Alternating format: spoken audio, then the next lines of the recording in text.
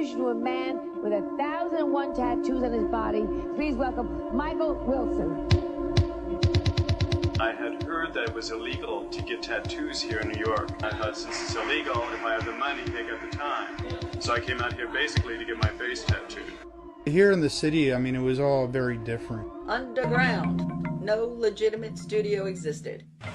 Tattooing was a gesture like moving towards beauty rather than moving towards ugliness and death. You're presented with something that is completely irrational. But he doesn't seem like an irrational person. He just seems like a gentle, mild soul who is very contradictory and confusing.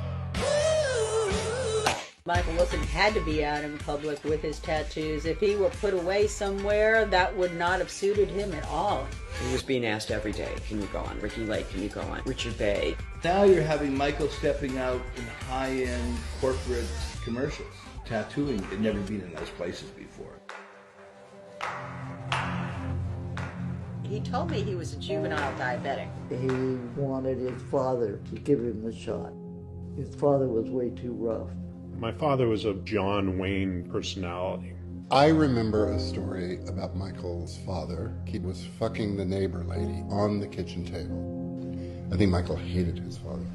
Michael's father didn't have any room in his life for Michael from 10 years old on. Because he was so sick, that drove, I'm sure, every part of his life. And that's why he lived more wildly. And we all probably did. We didn't care about tomorrow. We didn't care. We didn't care. Dad could care less about Michael. And I don't think he spent too much time worrying about it.